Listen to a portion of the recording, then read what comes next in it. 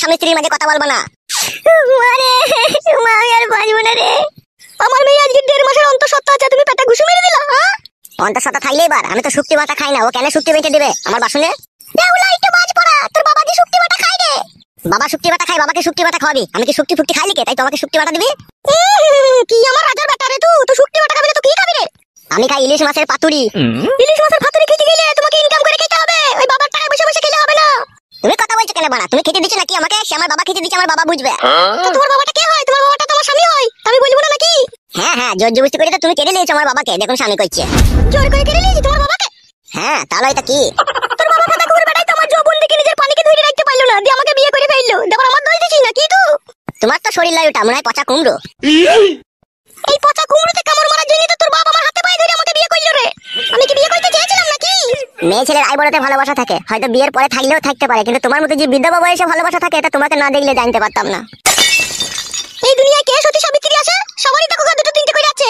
ওইসব আমি মারা জানতে চাই না, কার কি আছে না আছে। ঠিক আছে আমি শুক্তি বাটা খাবো না তাই জানি। শুক্তি বাটা যেমন তুই খাবি না, বাজার থেকে বড় বড় ইলিশ মাছ কিনে এনে দিবি, তোকে বলে দিলাম আমি। কি গো গিন্নি, কি হলো কি? বাপরে বাপ, কি ছেলে জন্ম দিয়েছো তুমি! হাইরে ছেলেটা ওরে ছেলে। কেন গো, কি হয়েছে কি? তোমার বৌমাকে জিজ্ঞেস করো কেন কি হয়েছে। কি হয়েছে কি গো বৌমা? আপনি তো শুক্তি বাটা খেতে ভালোবাসেন, আপনি শুক্তি মারতে বলেছিলেন তাই আমি শুক্তি বেটেছিলাম। আপনাকে দুপুরে ভাতের সাথে দিয়েছি আর একটুখানি রেখে দিয়েছিলাম আপনার ছেলের জন্য। ভাতের সাথে শুক্তি বাটাটা দিয়েছিলাম আর পুঁটি মাছ কষা করে রান্না ছিল সেইটুকু দিয়েছিলাম, পটল দিয়ে আলু দিয়েছিলাম। খাবেন না বাবু আপনার ছেলে? তাই আমি বললাম ইনকাম করে খেতে হবে, আর অমনি বাবা বদাম করে আমার পেটে ঘুষি মেরে দিল আপনার ছেলে। হবে তুই বিশাল দাদা হয়ে গেছিস, দাদাগিরি ছাড়িয়ে দেবো মেরে। আমি কোনোদিনও বড় শুক্তি বাটা খেয়েছি তাই শুক্তি বাটা দিয়ে ভাত খাবো বড়া? ও সাহস পেলে আমার পাতে শুক্তি দেওয়ার। বৌমা হ্যাঁ বাবা বলেন। শালোকে এবে থেকে না পাতে ওই বিড়ালের গু বাটা দেবা ভাতের সাথে। শালোর 8 আনার ইনকাম নাই আর 12 আনার ফুটানি। শালো লোকে শুক্তি বাটা দিয়ে ভাত পেয়েছে না, শালো লাশ সাহেবের বেটা শুক্তি বাটা খাবে না। আবার টাকাছিস কি বে, চোখ টেনে বাই করলি কোনি আবার। এখন এসব কথা তো বলবি বে, এখন মধু পেয়েছিস না, এখন মধু চুচ্ছিস যে, তাই কি তোমাকে দেখতে পাচ্ছি না? আমি বুঝতে পারছি না। ফটকে তোমার হাতে অনেকদিন কেলানি খাস নিয়ে ছেলে দেবো তোকে আমি। লে বাবা মেরেই দে, তোর হাতে মরলে তো আমি স্বর্গ পাবো রে বাড়া, মেরেই দে। এ বালের জীবন আর রেখে লাভ নাই, মার মার মার মার বাবা মার। কি হলো রে বাবা, মার না বাড়া। সে মারবো বলা আর মারা এক সমানই রে বাড়া, আমি সবই বুঝিলে মার। মা যখন মরে মাকে মরার সময় কথা দিয়েছিলি বে যে আমি আর কোনোদিনও বিয়ে করবো না, আমার এই ফটকে নিয়ে আমি দুনিয়াতে একাই বেঁচে থাকবো। দেখুন এই টাটকা কুমড়োটাকে পেয়ে আমাকে মারতে চাইছিস? তোমাকে মারবে বললো নাকি? তুমি আবার বলছো শাশুড়ি মা, শাশুড়ি জায়গায় থাকবা, খবরদার বাপের কাছে এসে মায়ের জায়গাটা দখল করতে হবে না বলে দিলাম, খুব উল্টো পাল্টা হয়ে যাবে তাহলে। হারে তা তুই শুক্তি বাটা খাবি না ঠিক আছে আমি মানলাম, তা বৌমার পেটে ঘুষুমে দিয়া কি দরকার রে? বৌমা যে অন্তঃসত্ত্বা আছে রে। কি করে বড় অন্তঃসত্ত্বা হইলো? ও তো আমাকে 2 মাস পরে একবারও কইতে দেয় না, অন্তঃসত্ত্বা হয়ে গেল দি। খবরদার জামাই, আমার মেয়ের নামে আজে বাজে বদনাম দিব না বলে দিলাম তোমাকে আমি। বদনাম তো তোমাদের গলার হার গো, বদনামকে তোমাদের ভয় আছে শাশুড়ি মা? হ্যাঁ গো, তুমি যে ছেলের বাপ হয়েছে, ছেলেটাকে বারণ করো এরকম কথা বলতে। আরে বৌমার পেটে তো তুই সন্তান, আবার এরকম কথা বলছিস তুই?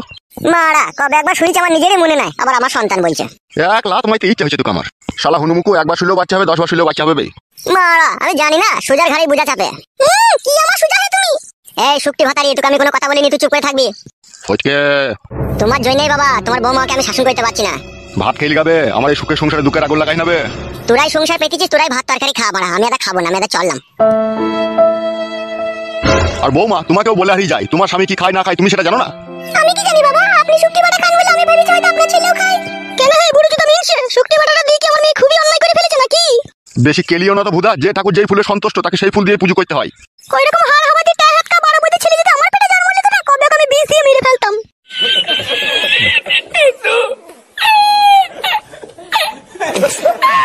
ওই জন্যই বলে রে মারা, নিজের মা সৎ মা, নিজের মায়ের আর সৎ মায়ের মধ্যে আসমান জমিন পার্থক্য, তা আমি বুঝতে পারলাম। নিজের মা যদি হয়তো আমার ছেলেকে কখনোই বলতো না বিষ দিয়ে মেরে ফেলবো, সৎ মা বললে এই কথাটা বলে ফেললো। মাকে কাপড় তুলি গাড়ি বেরিয়ে যেতে পারছি, খেতে দিতে পারতাম রে, জানটা আমার আরাম হইতো।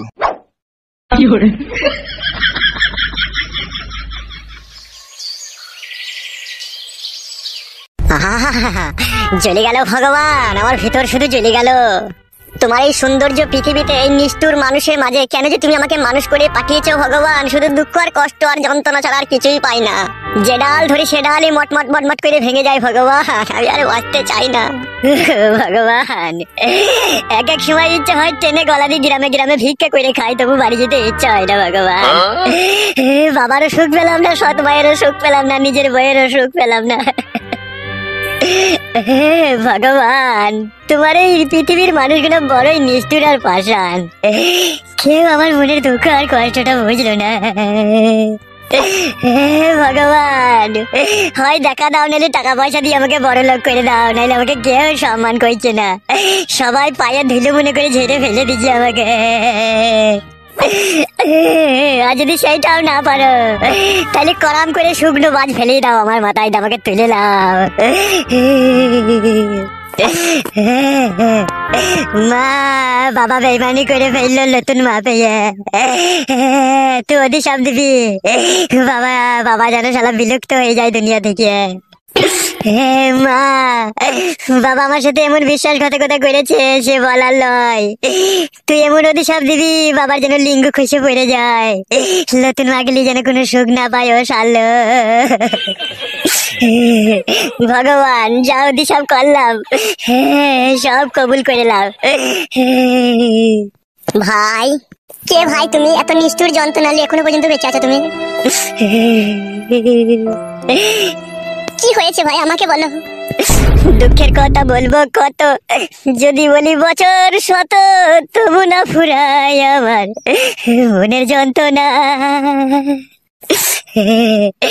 একটা বিয়ালা বয়স্ক মেয়েকে আমি ভালোবেসেছিলাম, তাকে বিয়ে করে ভেবেছিলাম জীবনে সুখী হব আমি। দিয়ে তারপর কি হলো ভাই? মেরে দিলে তুলে আমার মুখে এক লাত।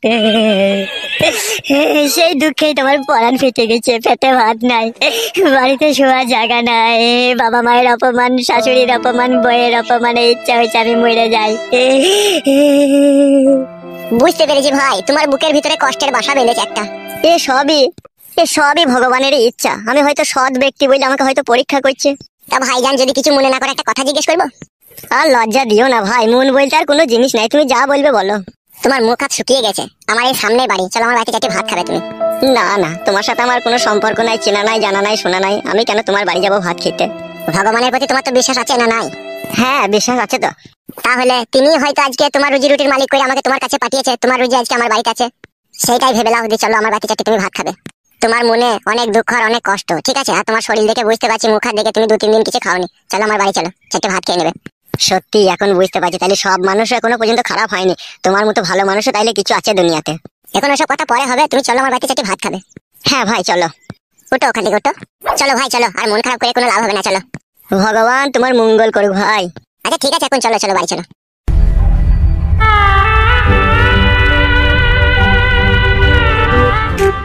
আরে সর্বনাশ, কি বড় বাড়ি রে ভরা। কিছু বললে নাকি ভাই? না না ভাই, এমনি আমি মনে মনে ভাবলাম তুমি কিসের কাজ করো ভাই? আমার তো দুবাইয়ে হলুদ মরিচের দোকান আছে। বাবারে, বিশাল ব্যাপার তো তাহলে। হ্যাঁ, 10টা-12টা কালি করে আমার কাছে শুধু কাজ করে। আমিও তোমার সাথে দুবাই চলে যাবো ভাই, দিয়ে আমি হলুদ মরিচের প্যাকেট করবো। ঠিক আছে, এ নিয়ে কোনো টেনশন করো না, হবে তো। কই গো গিন্নি? কি হলো বলো? একজন অতিথি এসেছে আমাদের বাড়িতে। ঠিক আছে, ঘরে নিয়ে এসো। চলো ভাই চলো, ঘরে চলো। ঘরে যাবো না, আমি ওই বাইরে বসে খেয়ে পালাবো। শোনো ভাই, আজকে তুমি আমার বাড়ির মেহমান, আর তুমি এই খেয়ে চলে যাবা, তা কি করে হয় ভাই? ঘরের ভিতরে চলো। সত্যি ভাই, আপনার মতো ভালো মানুষ পৃথিবীতে আর কেউ নাই কো। কি গো, মেহমানকে নিয়ে এসো না কি করে? এসো ঘরে এসো। গিন্নি, এলাও ধরো বাজারে ব্যাগটা। রান্নাটাকে বেশ জমকালো করে করবে, হ্যাঁ, আমার বাড়িতে অতিথি এসে খাবে। কে ওই মানুষটা? এখনো ওর বাইরেটা জানা হয়নি, তুমি রান্নাটা চাপাও গিয়ে। আচ্ছা ঠিক আছে, চলো ভাই আমরা ঘরে গিয়ে বসি গা, তোমার বোন রান্নাটা করুক। হ্যাঁ হ্যাঁ চলো।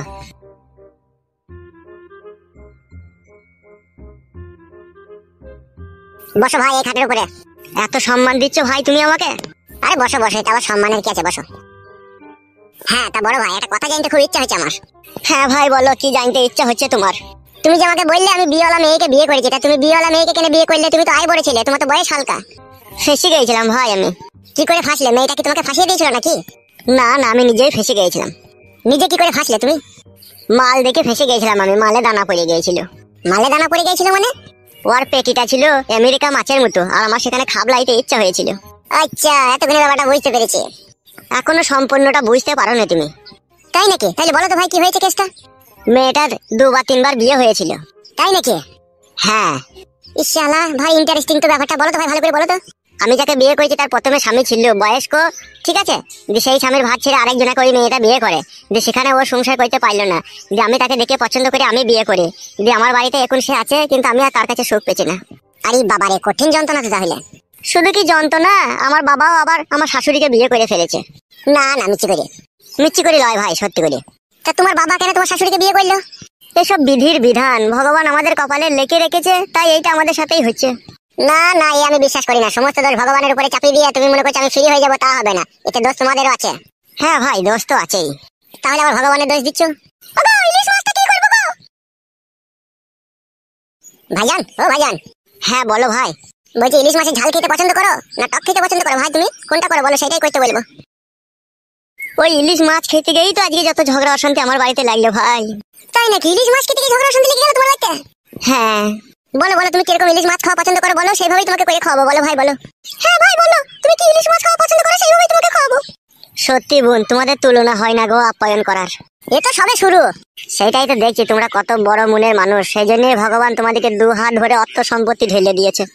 অর্থ সম্পত্তির পেছনে অনেক কারণ আছে ভাই। তোমার ভাই যখন প্রথম দুবাই যায় তখন কোনো কাজ খুঁজে পাইনি, কত করে রাস্তা ঝাড় দেওয়ার কাজ করতে, রাস্তা ঝাড় দিতে দিতে একটা বড় মালিকের সাথে দেখা হয়, তার হলুদ মরিচের কারখানায় কাজে লেগে আজকে ও নিজেই কারখানার মালিক হয়ে গেছে।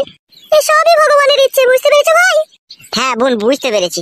তা ভাইজান বলো, ইলিশ মাছটাকে কি করতে বলবো বলো? আমার খুব ইলিশ মাছের পাতুরি খাওয়ার খুব ইচ্ছা ভাই।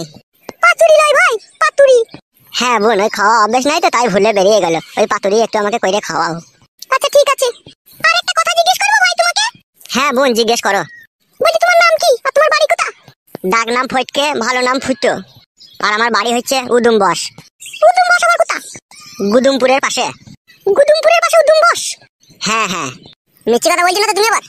না না, মিথ্যে কথা বললে আমাকে ভগবানও মাফ করবে না। শুকনো বাই তাইলে আমার মাথায় করাম করে ফেলিয়ে দেবে, তোমাদের মতো সৎ মানুষের সাথে যদি মিথ্যে কথা বলি। ও কথা বলতে নাই ভাই। বোন, তোমাকে একটা কথা জিজ্ঞেস করবো? হ্যাঁ বলো, কি বলবে? বলছিলাম তোমার নাম কি? আমার নাম হচ্ছে জুমেলা। কি ব্যাপার ভাই, কি ভাবছো? ভাবছি এটাই ভগবান তোমার ভাগ্য নিজের হাতে লিখে দিয়েছিল, ওই জন্যই এত সুন্দর একটা লাল টুকটুকি ঝামেলা বউ তুমি পেয়েছো। ঝামেলা লয় ভাই আমার নাম জুমেলা। ঝামেলা লয় তাহলে জুমেলা? হ্যাঁ জুমেলা।